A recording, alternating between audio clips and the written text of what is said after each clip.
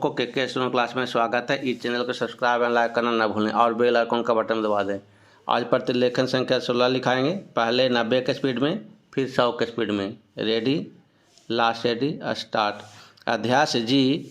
जिस समय पाकिस्तान ने भारत पर हमला किया था उस समय उन्होंने देश की रक्षा के लिए महत्वपूर्ण कार्य किया था। इसके साथ ही मैं मंत्री महोदय को यह भी स्मरण दिलाना चाहता हूं कि शायद उन्होंने इस पर ध्यान नहीं दिया कि इस बार जो राष्ट्रीय पुरस्कार मिले हैं उनमें रेलवे प्रशासन को केवल 2 ही प्राप्त हुए हैं, जबकि मैं ऐसा मानता हूं कि हमारी सेना के बाद अगर किसी ने युद्ध काल में सराहनीय कार्य किया है तो वह रेलवे प्रशासन अथवा रेलवे कर्मचारी और अधिकारी हैं। इसलिए उनके मनोबल को बनाए रखने के लिए और उनको प्रोत्साहित करने के लिए रेल मंत्री को इस बात पर भी ध्यान रखना चाहिए और इसका प्रयास करना चाहिए कि जो भी इस तरह के प्रोत्साहन मिलें उनमें रेलवे का विशेष ध्यान रखा जाए। Para change.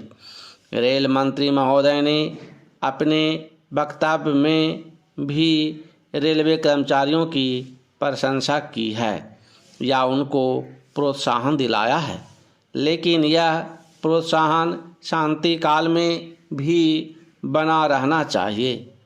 रेलवे ने युद्ध काल में जो काम किया वह तो देश की रक्षा का महान उद्देश्य था, लेकिन उसके बाद देश के निर्माण में या गरीबी मिटाने के लिए जो युद्ध होता है उसमें भी प्रत्येक रेलवे कर्मचारी का मनोबल उसी तरीके से बना रहे। इसके लिए भी रेल मंत्री महोदय को कुछ कदम उठाने की आवश्यकता है।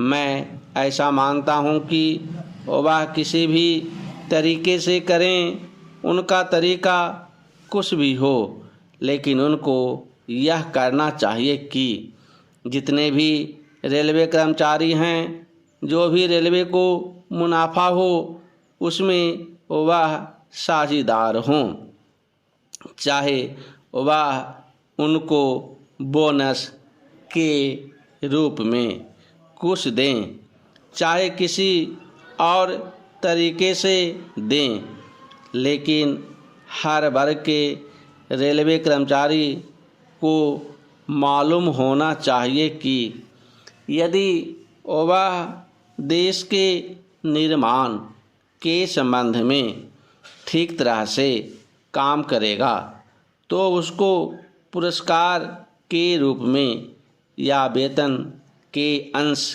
के रूप में या अपने वेतन के अलावा पैसा मिलेगा।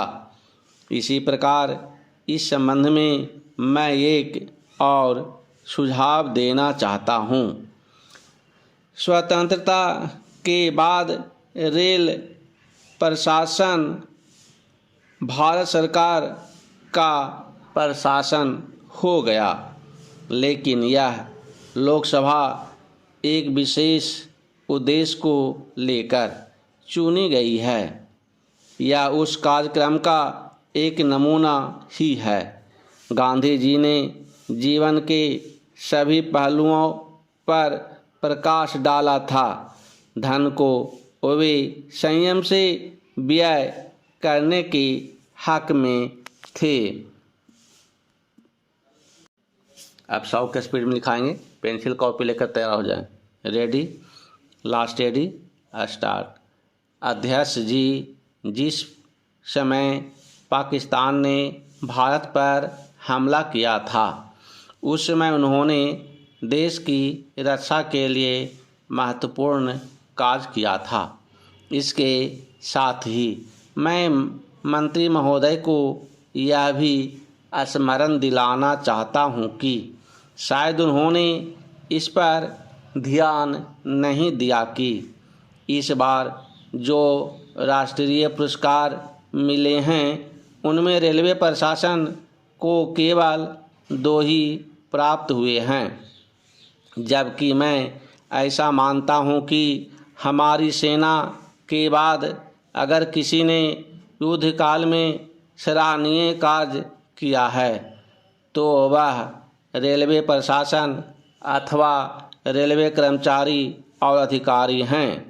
इसलिए उनके मनोबल को बनाए रखने के लिए और उनको प्रोत्साहित करने के लिए रेल मंत्री को इस बात पर भी ध्यान रखना चाहिए और इसका प्रयास करना चाहिए कि जो भी इस तरह के प्रोत्साहन मिलें उनमें रेलवे का विशेष ध्यान रखा जाए। Para change. रेल मंत्री महोदय ने अपने वक्तव्य में भी रेलवे कर्मचारियों की प्रशंसा की है या उनको प्रोत्साहन दिलाया है, लेकिन यह प्रोत्साहन शांति काल में भी बना रहना चाहिए। रेलवे ने युद्ध काल में जो काम किया वह तो देश की रक्षा का महान उद्देश्य था, लेकिन उसके बाद देश के निर्माण में या गरीबी मिटाने के लिए जो युद्ध होता है उसमें भी प्रत्येक रेलवे कर्मचारी का मनोबल उस तरीके से बना रहे, इसके लिए भी रेल मंत्री महोदय को कुछ कदम उठाने की आवश्यकता है। मैं ऐसा मानता हूं कि वह किसी भी तरीके से करें, उनका तरीका कुछ भी हो, लेकिन उनको यह करना चाहिए कि जितने भी रेलवे कर्मचारी हैं, जो भी रेलवे को मुनाफा हो उसमें वह साझीदार हों। चाहे आप उनको बोनस के रूप में कुछ दें, चाहे किसी और तरीके से दें, लेकिन हर वर्ग के रेलवे कर्मचारी को मालूम होना चाहिए कि यदि वह देश के निर्माण के संबंध में ठीक तरह से काम करेगा तो उसको पुरस्कार के रूप में या वेतन के अंश के रूप में अपने वेतन के अलावा पैसा मिलेगा। इसी प्रकार इस संबंध में मैं एक और सुझाव देना चाहता हूँ। स्वतंत्रता के बाद रेल प्रशासन भारत सरकार का प्रशासन हो गया, लेकिन यह लोकसभा एक विशेष उद्देश्य को लेकर चुनी गई है। यह उस कार्यक्रम का एक नमूना ही है। गांधी जी ने जीवन के सभी पहलुओं पर प्रकाश डाला था। धन को वे संयम से व्यय करने के हक में थे।